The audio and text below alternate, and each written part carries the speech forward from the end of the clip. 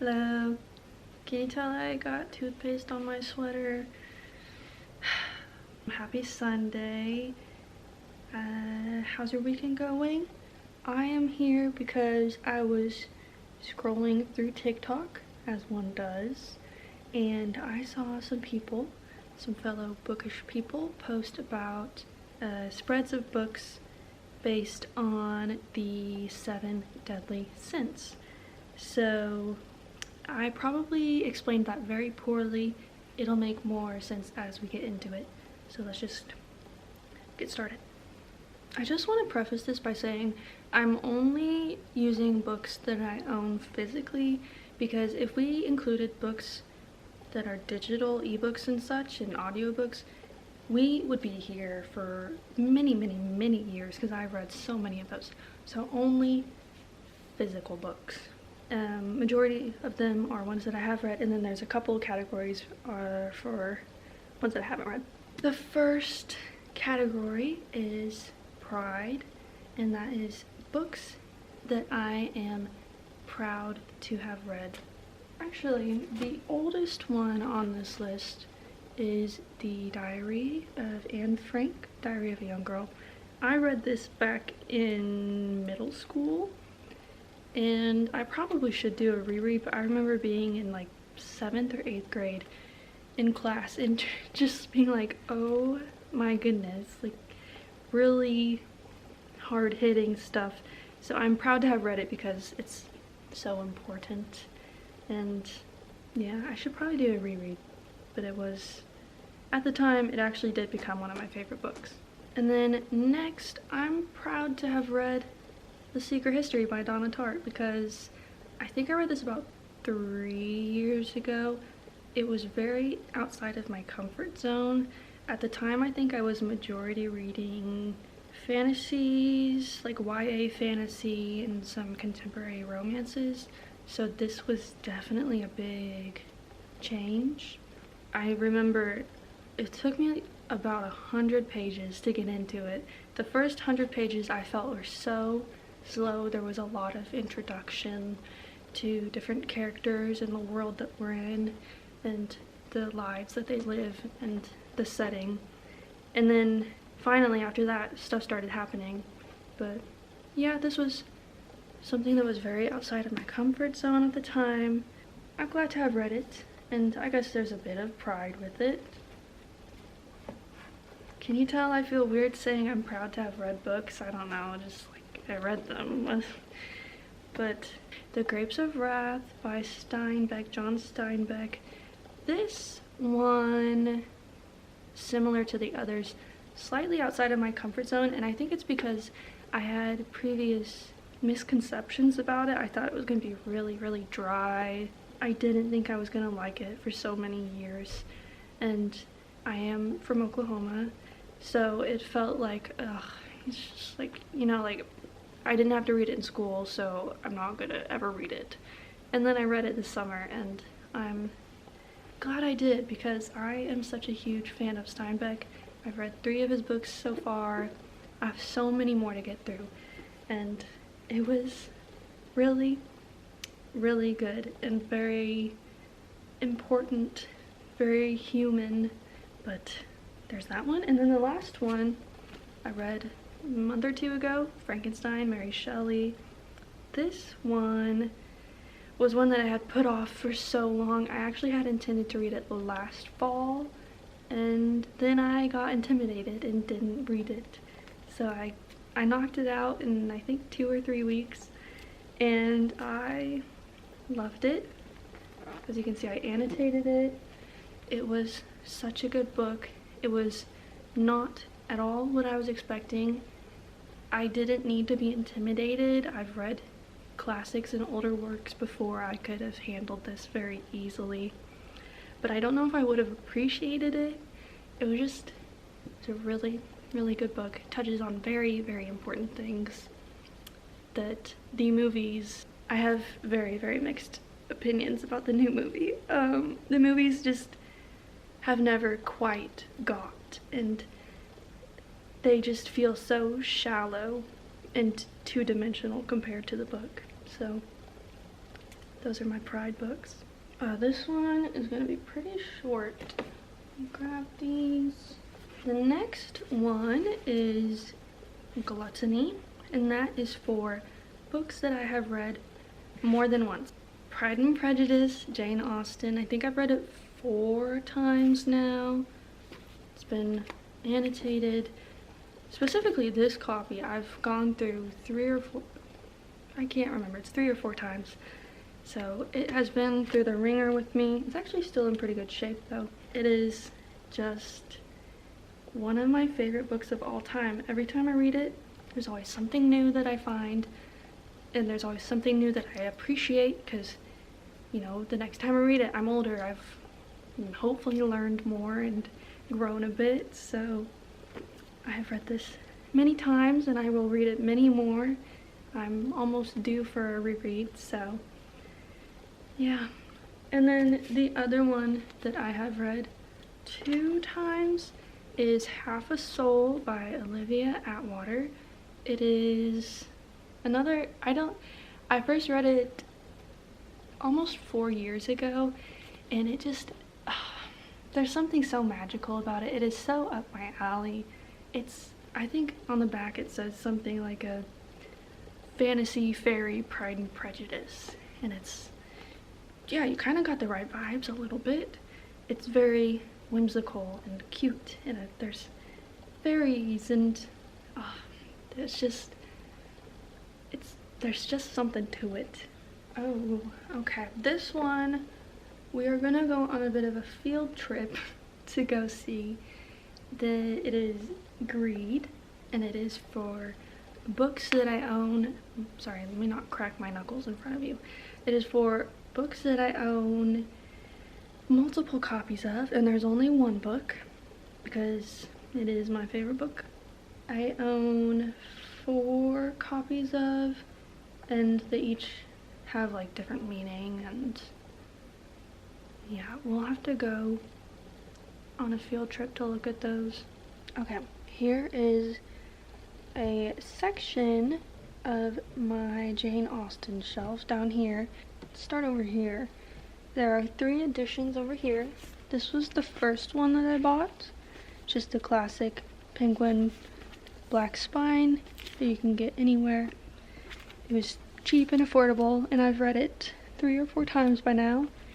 Been thoroughly annotated. And then the next one that I got was this one. I don't remember what these editions are called. Chiltern edition, maybe? I got this when I went to Bath in England, and I went to the Jane Austen Museum, and we did the little tour, and it was actually, I think, my 19th birthday, 18th birthday, I don't remember, maybe 19th birthday. So I got to go to Jane Austen Museum in Bath for my birthday, and I got this as a present from my grandma, and it's very pretty. I haven't actually read this edition because it's just so nice, but my sister borrowed it and she read through it. And then this one is a Wordsworth? Yeah, Wordsworth edition. It's very simple but so pretty. On the back it says, "We are all fools in love," which is a quote from the book. And I like the peacock because that is so Pride and Prejudice. I moved. I'm sitting on my trumpet case. That's probably not a good idea, but here we are. Yes, very Pride and Prejudice. Very cute. It's just a cute edition. I got it last year. There was this town up north. They were doing a Victorian Christmas walk that they do every year. It's where some of the locals dress up like Victorians, and all the shops are open late, and there's music, and yeah, I got this from one of the bookstores there because, fun fact, that bookstore has a Basset. Apparently there's 2 Bassets. I only remember ever seeing one, and his name is Mr. Darcy. I got this. It is the illustrations of Pride and Prejudice, and then there's 2 artists, right? Illustrations by C.E. Brock and his brother H.M. Brock and Hugh Thompson. And some of these were featured in older editions of Pride and Prejudice, which I don't own, but aren't they so neat? Let me just do like a little flipping. It is a recreation of the 1813 first edition, a novel in 3 volumes as it was originally published and released to the public. And it came in this nice big box. This is a little pamphlet with some information on it, which I actually haven't read through. I should.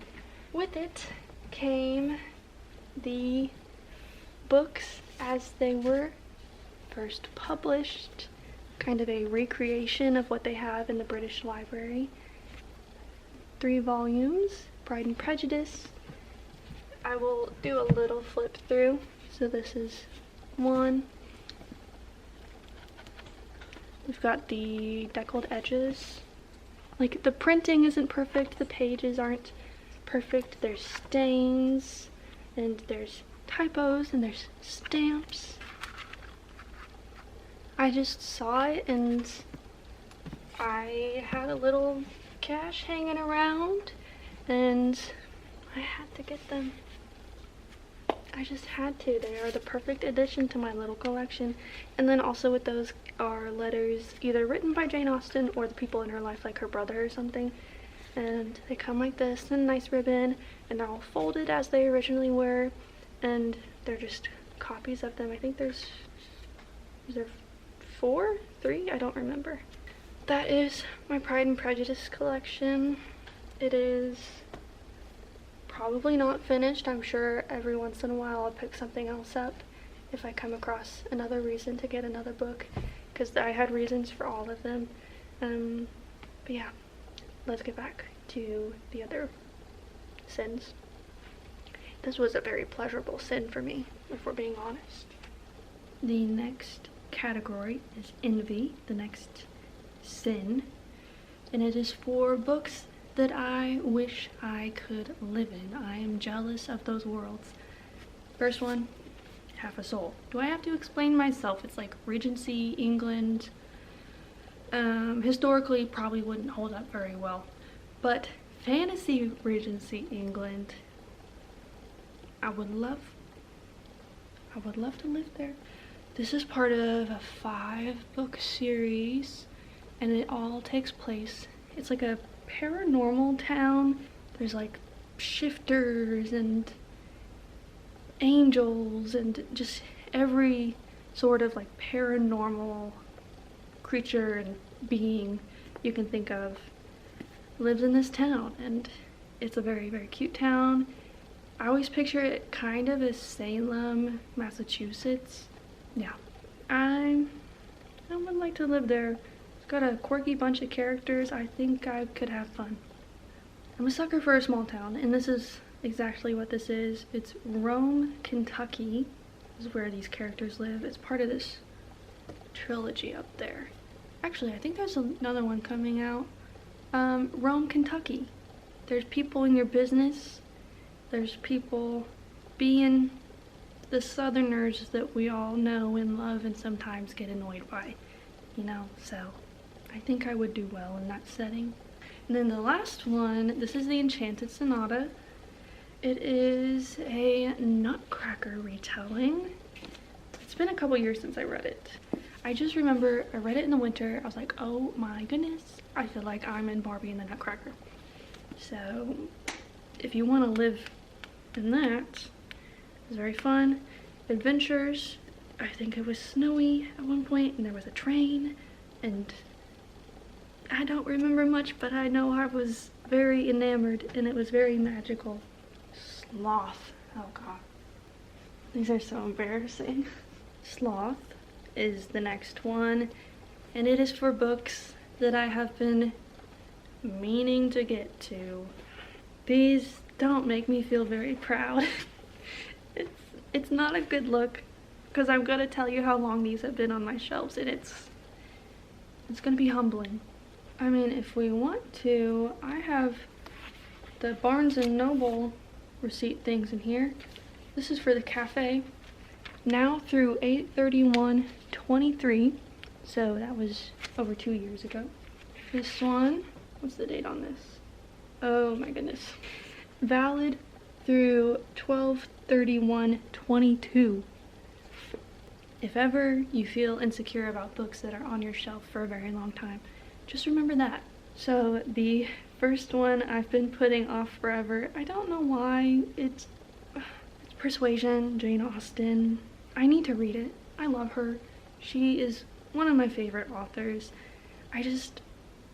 I feel intimidated by it. I don't know why. It's one of the last books that I will have read of hers other than Mansfield Park, which I don't know if I'm gonna read. But I have no excuse. I just need to read it. I think this one's been on my shelf for the same amount of time. The Year of Magical Thinking by Joan Didion. I got this 4 years ago because I got it right after my grandpa died, and then I didn't read it because I was in a very delicate headspace. So yeah, this has been with me for 4 years. God. This one is also one that I find very intimidating. Pachinko. It is a generational thing. It follows a family through multiple generations, I think, which I've never read anything like that. It intimidates me. And then the last one is Belladonna.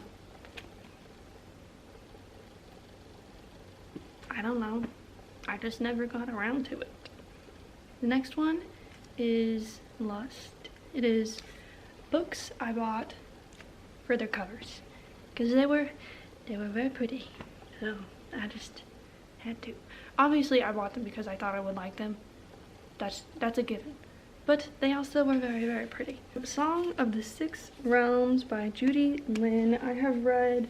She did the Magic Steeped in Poison duology. I don't remember what the name of that duology is, but very, very good. And then I saw that this was out, and how could I pass this up? It's very beautiful. It's so pretty, okay? Trust me on this.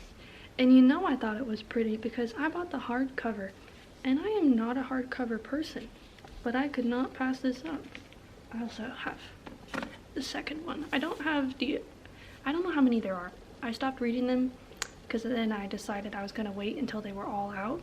So I don't know if it's a trilogy or if there's more, but I think they are so pretty. I like how they're matte. They're very, very pretty. Okay. Did I say what they were? They're Emily Wilde's Encyclopedia of Fairies. She is a scholar, and she gets tangled up with fairies. The next one is Flower Heart by Catherine Bakewell. And look how cute that is. I genuinely bought this because the cover was so cute. It's so cute.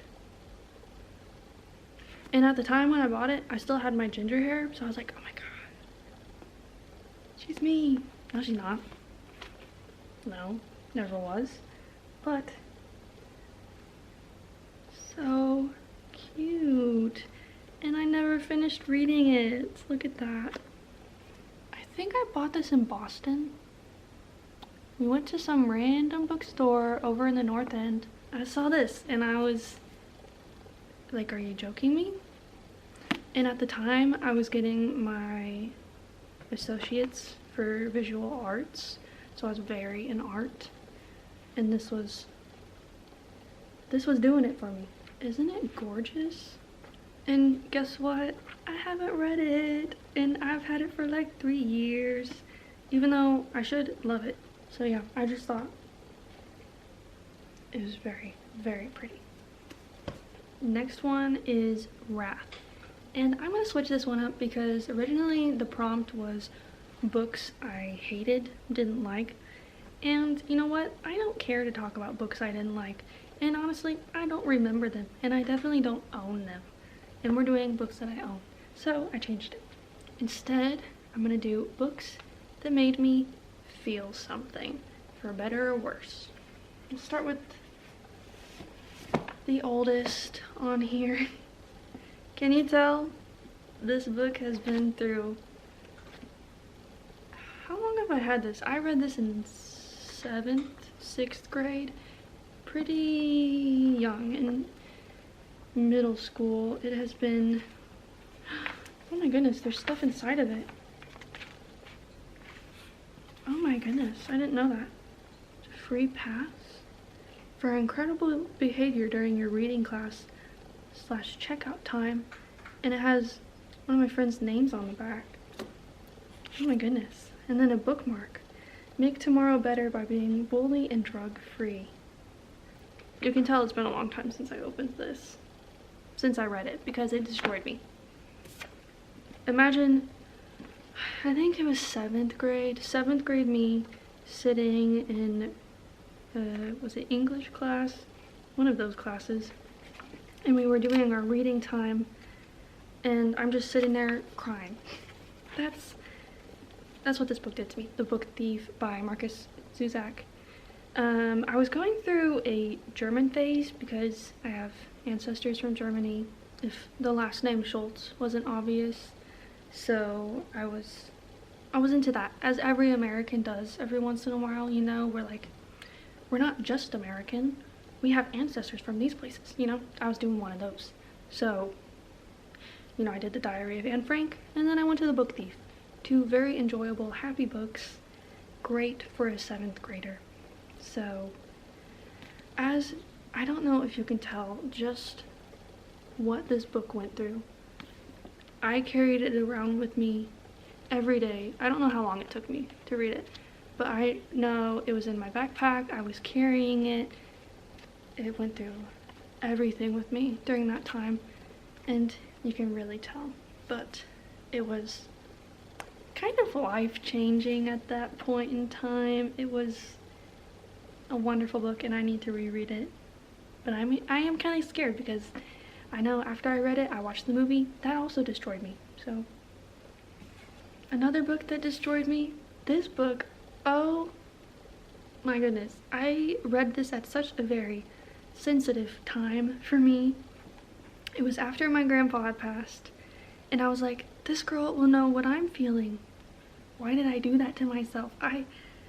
There was a solid 100 pages. I read it while I listened to the audiobook. There was a solid 100 pages of this book where I couldn't see the pages because I was crying. So I was just listening to the audiobook, and I just had a blurry book in front of me. Yeah, I felt very, very big things with this book. I don't know if it would still hit the same, or if maybe it was just so emphasized because of what I was going through, but I remember being like, this is exactly what I'm feeling. I know exactly what this setting and this scene feels like and the impact it has on you, and the sights and the sounds and the smells, and it destroyed me, but I loved it. It was such a good book. And then to go a complete 180, this book, it was so sweet. It genuinely, I felt my heart warm. I turned into a puddle. It was so sweet. It is Something in the Air by Suzanne Enoch, and it's about these 2 friends. It's a Regency romance, and they kind of become adopted parents, and the children were so sweet. I was goo. That's what that book did to me. It was just the sweetest thing ever with adopted kids. I was not prepared. And then the last one is the summer book by, I don't know how to say her name. Didn't she create that cartoon character? Oh, Moomin Troll. She did that. So this book was another it was so sweet, but it wasn't just the sweetness that it made me feel.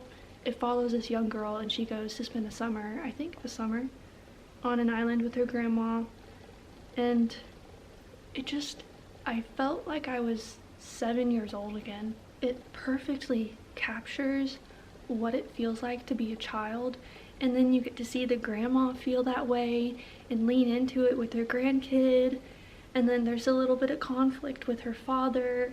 It was so nostalgic, like nothing I've ever read before. I'm gonna go. I will see you guys soon. Have a good Sunday if you're watching this on Sunday. If you're not, have a good day, evening, night, morning, afternoon, whenever. Yeah, that's all I've got, folks. I have to go put all these up.